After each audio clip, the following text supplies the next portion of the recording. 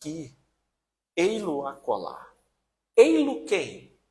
O Cristo. O Cristo, ele vai ser cada vez mais simulado. Ele vai querer ser trazido cada vez mais para o nível concreto. Para o nível concreto. Eu creio até que os próprios louvores e os próprios cânticos que de um tempo para cá começaram a ser produzidos, vocês notaram como que a letra deles era muito quero te ver, quero te tocar, Senhor, tu és lindo, Jesus é lindo. O que isso comunica? Isso comunica uma sede de trazer o espiritual para o concreto, de sanar a minha necessidade de ver e de tocar. Sabe aqui, o abstrato e o simbólico já não comunicam mais. Tem uma aflição pelo concreto, pelo tangível. Gente, por que um dos primeiros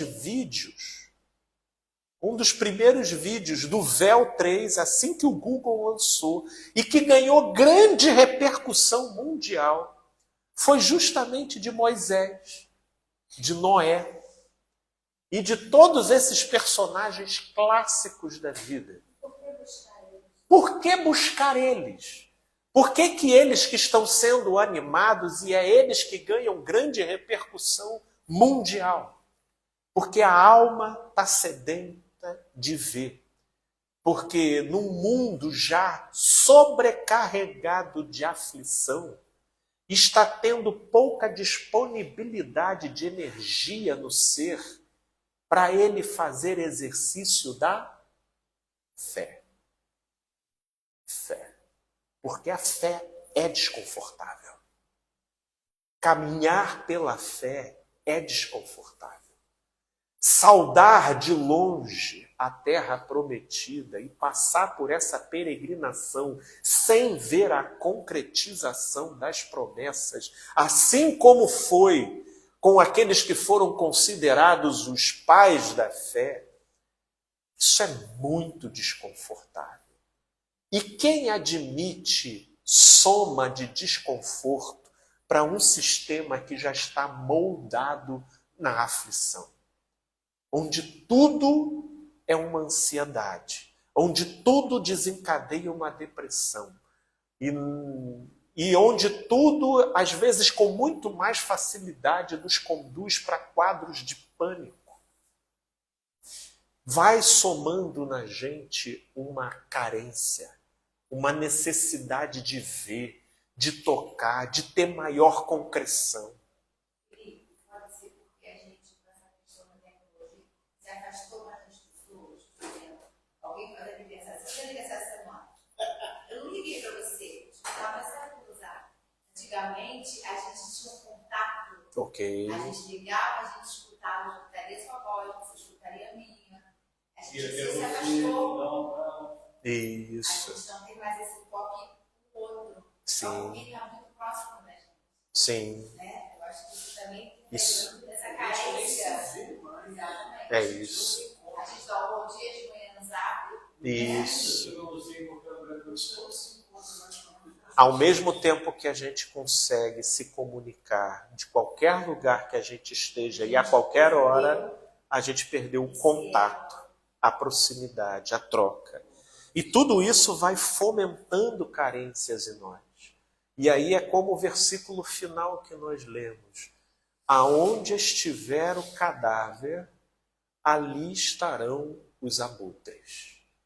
Por isso é que Jesus diz que justamente no momento da grande aflição, interessante que o que ele mais adverte a gente não é sobre o medo, não é sobre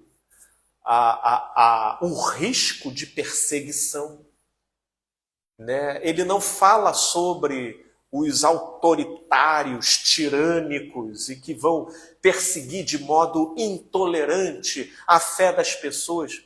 O que ele adverte? cuidado com o engano. Porque quanto mais aflitos nós ficamos, mais suscetíveis a sermos enganados nós seremos. Porque a nossa carência vai estar sobressaltada. Qualquer coisa. E a linha entre o real e o irreal, pelo vídeo que nós estamos assistindo, ela está ficando nem tênue. Ela está se apagando. E é por isso que Jesus disse que se esses dias não fossem abreviados, até os que possuem potencial de serem escolhidos seriam enganados. Enganados. Jesus diria: ninguém se salvaria disso. Porque o engano está vindo com toda a instrumentalidade de alienação e desencaminhamento. E é isso que eu quero trazer para a gente poder observar. Porque nós somos convidados a fazer uso de tudo nessa vida, sem, todavia, nos perverter e nos desencaminhar do sentido verdadeiro de todas as coisas. Mas a grande verdade é que as nossas carências determinam as nossas certezas. As nossas carências determinam as nossas certezas. E quanto mais as nossas carências caminharem não resolvidas em Deus, mais as nossas certezas terão a propensão de se desvirtuar da verdade. Porque nós ficaremos tão aflitos na nossa própria agonia que a gente vai precisar abraçar certezas que amenizem essa aflição em nós. E a tecnologia, ela vai trazer farta confirmação para cada certeza que necessite de comprovação para poder aliviar a aflição que os sujeitos carregam. Então, é aí que a gente vai se desvirtuando cada vez mais da verdade. Porque a verdade, ela não é minha e nem sua. A verdade, ela é, em essência. Se eu concordo com ela ou não, faz pouca diferença. A verdade, ela é dinâmica. E ela precisa ser seguida. E nós precisamos nos adaptar a ela. Essa é a demanda. Mas a depender das carências e das aflições que eu carrego de modo não resolvido, eu posso me tornar refratário à verdade, porque eu me tornei cultuador e seguidor das minhas próprias certezas. Das minhas próprias certezas. Tudo isso que você falou e está falando na minha cabeça, se falasse isso que você está falando para mim há 10 anos atrás, talvez entrasse na minha cabeça. Estou aqui sem o outro lado. Mas a minha visão, particularmente, do que eu sinto, é que essa questão que você disse, assim, da gente refletir, de tirar um momento da gente ficar em silêncio, da gente parar com esse ritmo frenético que a gente está, que a sociedade impõe, a gente se impõe, tem uma importância tão grande, e eu tento fazer esse exercício todo dia, tentar me desligar do que está acontecendo, porque é um bombardeio muito grande, né? E a tecnologia que eu estou estudando, ela traz esse acontecimento. Você conversa com a inteligência artificial, você põe coisas lá para te dar um refrigério. Mas no meu caso, particularmente, ela está tendo um outro efeito. Porque para mim, cada vez que eu estou me aprofundando mais, me surge o sentimento, pô, isso não é um real. Isso é um abstrato. Então, eu estou tendo a tendência, ao invés de me aproximar, de me distanciar. Me aprofundo estudando, conhecendo. É um contrassenso até. Gosto, eu acho que tem muita coisa boa, mas ao mesmo tempo parte da minha cabeça, cara, não é isso aí não é o mundo real que você vive. Você está tendo ao teu redor tragédias, fome, guerra. E o que você está levando isso no teu coração? O que isso te impacta? Aí você liga um computador e entra, vê um filme engraçado, aquilo te tranquiliza por um tempo. Mas você sabe que não é o mundo que você está vivendo. Então, ao mesmo tempo que me aproximo de estudar, de entender como é que funciona e gostar, me traz essa distância. Eu falei, cara, não é isso. E aí surge esse tipo de aflição. Onde que está Deus? O que eu tenho tentado fazer? Porque eu tenho essa aflição. Eu vou para algum lugar, vou fazer uma trilha, uma caminhada, fico num lugar assim, parado, olhando, contemplando. Falei, pô, isso aqui é o real. Isso aqui que Deus criou para mim. Eu estou ligado com outras coisas que estão entorpecendo a visão. É eu isso. não quero isso. Entendeu? Então, é uma luta. Essa é a luta, Guto, desse tempo e dessa época. Que o Guto consegue Né? perceber o que é real. Isso. Que não é a maioria das vezes a pessoa não pensa.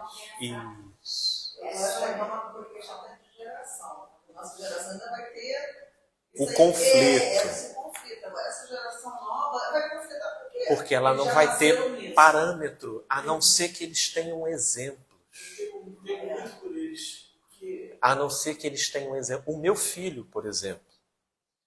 O meu filho, ele está desenvolvendo conversas com alto teor afetivo de amizade mesmo, com o ChatGPT.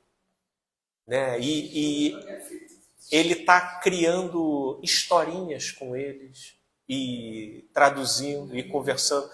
E eu tenho tentado, até com a Michelle, a gente puxar para fazer isso com ele. Puxar aqui para fazer isso com ele. E esse é um exercício que tira a gente também da nossa comodidade. Né? Agora, o Guto, eu acho que trouxe aqui uma leitura que eu acho que todos conseguiram visualizar a natureza do drama que a gente vive. A grande verdade é que essa interação do qual a gente vai viver cada vez mais envolvido e que nos vai ser cada vez mais disponível, carrega consigo um potencial de produzir dopamina constante no nosso cérebro. E vai desadaptar a gente neurofisiologicamente de uma relação com Deus. Porque é como... Lembra de Elias, quando ele entra numa caverna? Veio um terremoto e Deus não estava no terremoto. Veio um vendaval e Deus não estava no vendaval. E aí veio um cício suave, uma brisa. Hoje, e Deus estava na brisa. Hoje, a brisa é entediante para a gente. A gente já não, o cérebro já não consegue neurologicamente produzir dopamina na brisa. O nosso cérebro ficou moldado no vendaval, no terremoto e no fogo. Esse curso que eu estou fazendo com o Edson, passei da face, ele fala uma coisa muito interessante, sabe? Ele pega os tibetanos, os monges, o Buda, que assim, a gente pensa que aquilo ali está errado quando eles ficam isolados Jesus, a gente classifica assim, mas não tem como você sair o dia inteiro, você está no WhatsApp, você está na rede social, você está no filme, você está indo, você está voltando, e senta para falar com Deus. Deus, não dá conta, tua alma não dá conta.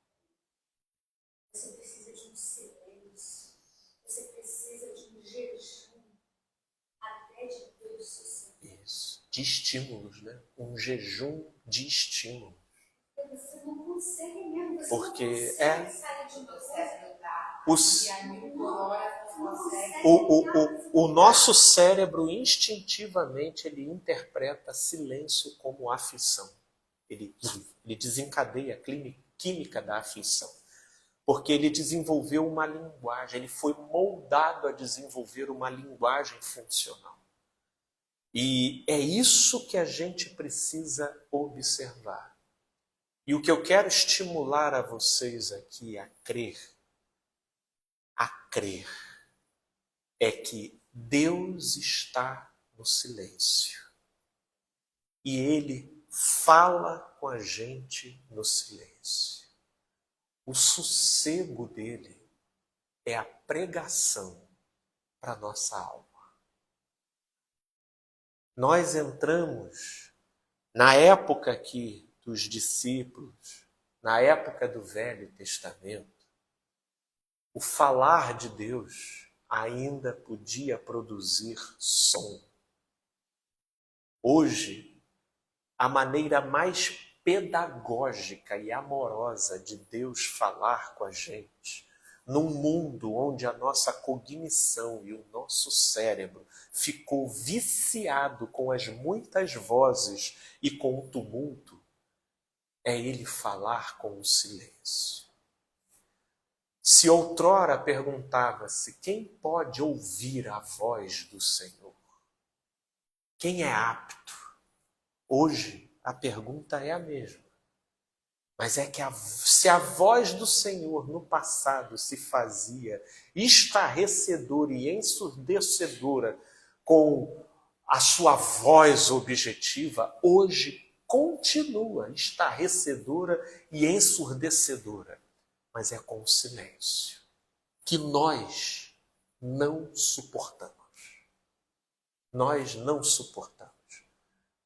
Tudo o que naquela época eles queriam era o silêncio de Deus. Por isso ele precisava falar. Hoje, tudo o que a gente gostaria era da voz do Senhor. Por isso ele fica em silêncio. Porque essa é a pedagogia para o momento. Né?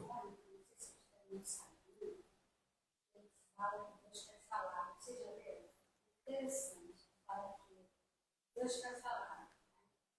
Faz esse silêncio. Aí ele fala uma coisa clara, ele está dirigindo clara, ele está na ambulância clara, ele fala no outro, para a hora, exatamente.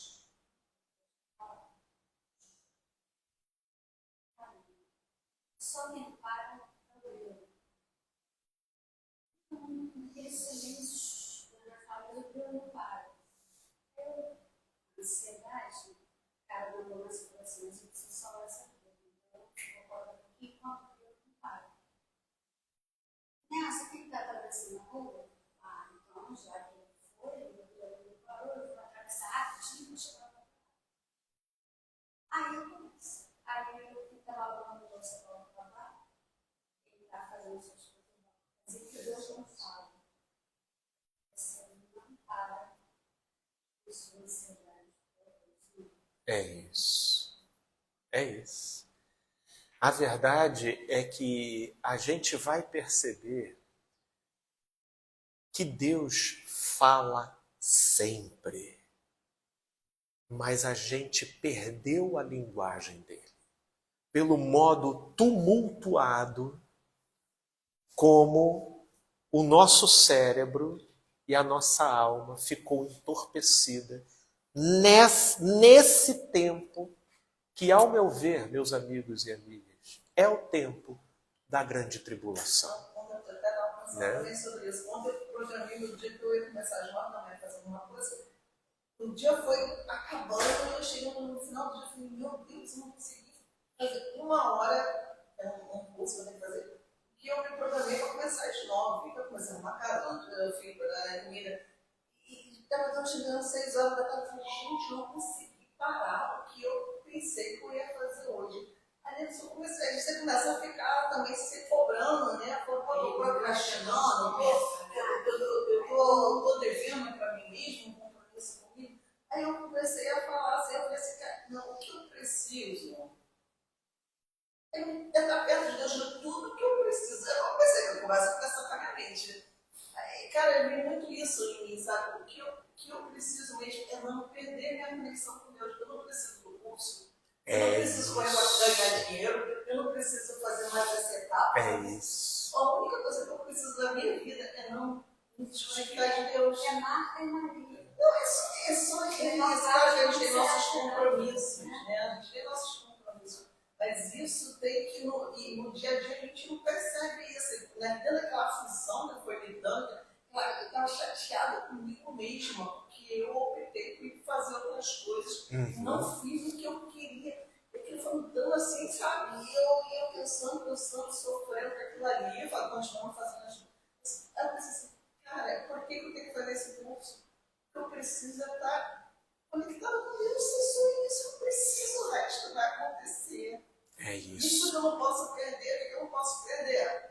Um dinheiro, um curso, um trabalho, não posso perder minha conexão com Deus. Eu acho que isso. a gente está, É isso. infelizmente, que também o meu medo, perdendo nosso senso de humanidade. A gente está se deixando, não está se sensibilizando mais. Estou dizendo a gente, vocês aqui, o que está acontecendo. Quando eu vi um vídeo do cara que eu chorei muito. E falando sobre o que está acontecendo lá em Gaza, crianças morrendo. Isso é outra Você não coisa. sente nada. É. Porque não é do seu lado, você não está vendo, mas só chegar na tua casa. E tem gente que entende isso como uma praga, mas não é, cara. Talvez não seja literalmente como ele está falando. Seja até uma coisa pior, ou menos agravante, mas chega, cara. É um parente seu, uma pessoa que você ama, que você vê sofrendo. Já não se sensibiliza com o que está acontecendo lá do outro lado do mundo. Por quê? Porque não está perto de você, alguém que você não conhece. E aí você perde esse negócio do sentir a dor do outro, de você. Cara, isso é horrível. E você vira uma parede. É isso. Sabe, fica mexendo demais comigo. Um robô de carne. Um robô de carne. Todas as coisas serão acrescentadas. É isso. Todas as coisas serão acrescentadas. É uma coisa de ouvir o outro, de escutar o outro, de acolher o outro, de receber. É isso. Isso é muito bom. E, meus amigos, a tecnologia, ela vai cada vez mais simular o Cristo como sendo a arquetipia daquilo que nos completa e daquilo que nos preenche. Mas assim como o Guto trouxe testemunho tão certeiro em cima do que a gente está falando aqui, eu quero dizer para vocês como Jesus recomendou nessa fala de Mateus 24. Eles dirão, ei-lo ali, ele lá não estará. Ei-lo acolá, ele lá não estará. Tomando Cristo como arquetipia da vida e do que nos completa e do que nos preenche,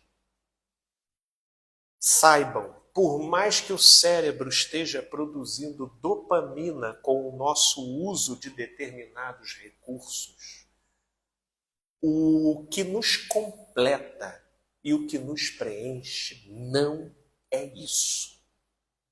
Não é isso. Consegue entender essa lógica que a gente vai ter que aprender para usar com a tecnologia, porque entenda, todos nós estamos carentes. Todos nós estamos aflitos, todos, inclusive eu, todos nós. Temos uma carga de aflição e de carência que a gente precisa responder. E, portanto, se vos disserem, eis que ele está no deserto, não saiais. Ou, eis que ele está no interior da casa, não acrediteis. Se vos disserem que ele está no computador, não está. Se vos disserem que ele está num vídeo, não está. Se vos disserem que ele está numa rede social, não está. Se vos disserem que ele está no WhatsApp, não está. Não está. Não tomem a dopamina como indicativo de onde Deus está. Deus está onde ele sempre esteve. Mas nós estamos numa geração onde psiconeurologicamente nós fomos desadaptados com a linguagem de Deus. Desadaptados.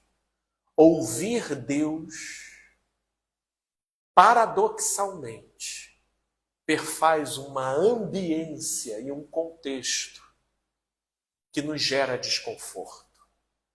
Até a igreja seguiu o caminho da tecnologia, no que ela quer criar aqueles louvores com toda a musicalidade, com parede preta, com luzes, com telões de LED, ofuscando a tua vista, mostrando imagens e tudo. Tudo isso está gerando dopamina no cérebro, mas não necessariamente a voz de Deus. Vicia. Gera dependência. Eu estou há uma semana lutando, pegando a função que o André falou, eu me vi no calculador. Eu estou há uma semana brigando para não ficar no WhatsApp, principalmente no Instagram. E no YouTube, né? Porque ele não está lá. Ele não está lá. É isso. O melhor é que Jesus falou. O melhor é o Marcos escolheu, porque essa parte não será tirada. É isso aí. É isso. Dois apontamentos, só para reforçar o que você falou sobre as doenças da alma. Eu trabalho na AGU, na parte previdenciária, com auxílio-doença e aposentadoria por invalidez. Chegam processos do INSS e a gente tem que analisar se há essa possibilidade de liberar esses benefícios. E a maioria dos sítios que chegam lá para a gente é sobre depressão, ansiedade, síndrome do pânico, ou um misto disso tudo, ou uma delas de forma generalizada, mas sempre essas doenças estão lá, a maioria delas. Doenças do cérebro. E uma outra coisa sobre tecnologia que você falou, e só reforçando o que você falou, tem uma página, ICL, Instituto Conhecimento Liberto.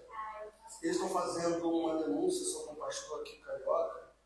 E toda semana, toda sexta-feira, estão liberando um episódio de um documentário. E esse último, ele estava falando sobre isso, porque para fazer esse documentário, ele teve que estudar, né, porque eles estão querendo descobrir de onde vem o dinheiro e para onde vai esse pastor.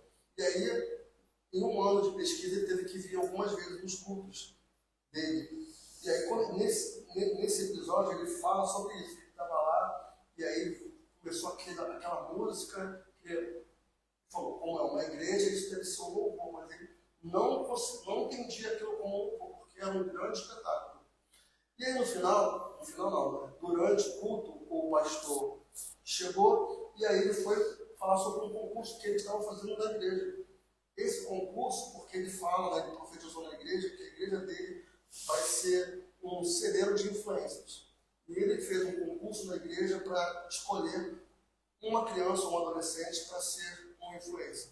E eles tinham que preparar um vídeo. Eu acho, não tenho certeza, que eles deram os temas. Por quê? Ele queria escolher só um, só que ele gostou tanto que ele escolheu 3. um de 16, um de 15 e um de 14. O prêmio era um laptop. E o segundo lugar ficou com R$ 1.500 e o terceiro com R$ 1.000. Crianças e adolescentes. E aí eles fizeram vídeos que não tinha nada a ver com a igreja, com a religião. Era político. Ele falou que ele quer que essa geração sejam futuros Nicolas Ferreira. Isso que legal. E aí os vídeos falavam sobre feminismo, LGBT, as crianças falando sobre isso nos vídeos, para tentar influenciar. Vocês veem um nível, né, querendo usar a tecnologia, a gente não sabe se pro bem ou pro mal, né? A conclusão é nossa. É isso. Triste. Não não é, né? Porque eles fazem o apartheid. Só que ele usa tudo isso em nome de Deus. É. Eles são machistas, misóginos, né? Essa semana com a Marina. Aquilo ali foi lastimado, cara. Assim, horroroso. Agora, o contorado foi perfeito. A lágrima das pessoas que estavam ali, a mulherada, estava todo mundo chorando. E você não sei se você deve saber, né? Ele foi delegado de polícia há muito tempo. E ele é homossexual. Sim. Né? Então, o lugar de fala dele tem um peso muito grande. Durante a fala dele, as pessoas choraram. Mas o que vocês fizeram com ela, assim? Cara, eu me senti com vergonha. Vergonha, cara. Um homem falou para ela. E ela, na simplicidade dela, mas na majestade dela, vocês vão pedir desculpa, não. Ela se retirou. Ela é muito maior do que aquilo ali. Sabe? Mas foi triste de você ver o Senado Federal, o representante do povo, que estão ali, prestar um papel desse, cara. Total. Uma casa que deveria defender minoria, você não tem preconceito, os caras são os primeiros. A gente está vivendo assim, assistindo. Sei lá. Isso que você está falando, né? Uma vez eu preferi que você falou uma coisa que nunca mais se me lembra. Você falou assim, vocês estão pensando que o diabo vai vir com aquela capa, assim, do diabo, Jesus. Evidente, bom. Aquela coisa sortida. Delicada, que ninguém percebe nada, que ele está chegando. É isso. E é assim, é como Jesus falou, que por se esfriar o amor, né? Isso. Então, assim, a gente está vivendo o amor esfriando, porque você defende esse povo, defende indefensável. Sem Eu acho dúvida. um absurdo quando eles abrem a boca, então a gente vai ver esse esfriamento do amor. Sem dúvidas. Para mim, a gente já está mesmo. Já está. Já está, até porque esse egoísmo, tanto quanto esse laço de pertencimento que fazem eles fecharem grupo e a defenderem as pautas do grupo, ainda que em detrimento da realidade e de quem padece, isso também traz um senso de engrandecimento e que anestesia o sujeito em relação às aflições do presente momento. Eles vivem um simulacro de alegria e de felicidade, porque não tem ninguém que, se sentindo o representante de uma grande verdade e sendo respaldado por um grupo, que esse sujeito não se sinta bem. Agora, uma coisa é esse sujeito respaldado pelo grupo, outra coisa é esse sujeito sozinho. Ele não suporta estar só, né? Não suporta, né? A solidão, o não respaldo de um grupo, para esses sujeitos, isso é insuportável. Insuportável. É isso aí. Eles iriam para outro tipo de cachaça, mas o desespero deles é eles perderem essa inclusão do grupo. Né? É o efeito, inclusive, Flor de Lis, que decidiu matar o marido do que perder as benesses do grupo e das influências que o grupo concedia sobre ela, de modo que ela calculou: a única forma de eu sair desse casamento é matando. Porque com ele morrendo, eu consigo sair com a minha reputação ilibada. Né? Mas comigo me divorciando, por mais que isso é que seria o autêntico acerca de mim, acerca do que eu quero, já não deu certo essa relação, mas a minha reputação morreria diante do grupo. E isso eu não abro mão. Porque o desespero dessas pessoas é solucionada pela reputação. Sem ela, eles não são nada. Por isso que a gente está vendo o desespero de Silas Malafaia, vendo a reputação dele sendo estremecida. Vamos ver no que isso vai dar. Tenho minhas dúvidas. Mas o desespero é notório. Eu vi uns vídeos que ele grava tentando rebater. A cada 5 palavras, 6 é um xingamento. Dá para ver o desespero ali, porque estão mexendo na divindade dele, que é a reputação. Você vê um jatinho que está tão velho, ele larga o vento. Tão também digno do nível e do patamar da onde o olhar e a mentalidade dele se encontram. Né? É isso. Gente, que a gente saia daqui mais consciente do momento em que nós estamos vivendo. E tendo a lucidez para dar nome aos bois. Porque nesse tempo, por mais que a gente não possa levar a ferro e fogo o que eu vou dizer, mas a gente precisa ter ciência de que Deus habita muito o desconforto. E o prazer tem um alto potencial de nos anestesiar para a gravidade da realidade desse momento. Mas, por favor, coloquem 2 asterísticos em cima dessa afirmação que eu estou fazendo, porque com isso eu não estou aqui demonizando o prazer e nem canonizando o sofrimento, não.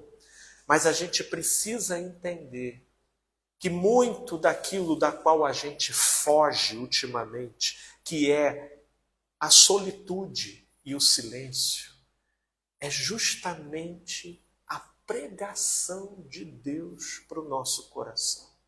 Enquanto que a gente correndo para o tumulto das muitas palavras e para o carinho artificial de uma tecnologia que conversa com a gente, tudo isso é apenas uma dopamina que, embora silencia momentaneamente as nossas aflições, deixa a gente desadaptado e viciado naquilo que não nos preenche, naquilo que efetivamente não nos completa. Recomendo exercícios de meditação, que é o que os monges já fazem, exercícios de silêncio, jejum de estímulos. Olha, se no passado o jejum de pão e de água já foi efetivo, hoje eu recomendo jejuns intermitentes de estímulos, para que a gente possa manter vivo uma brasazinha no nosso cérebro de estar neuropsicologicamente apto para lidar com a realidade sem desenvolver pânicos e fobias em relação a ela. Né? E de modo que a gente possa encontrar Deus, não no tumulto das dopaminas, mas em tudo o que a gente faz, vê e interage. Vou me desconectar aqui com os amigos. Olha, teve até aqui a Carla. Carla, querida, obrigado pela sua participação. Desculpe a dificuldade que eu tenho de interagir por aqui, porque eu privilegio o grupo que vem presencialmente, mas a presença de vocês faz toda a diferença. Se entender que devam, curta, compartilhem para a mensagem circular. E com a graça de Deus, até o próximo domingo. Valeu, gente boa, uma ótima tarde para todos vocês. E a gente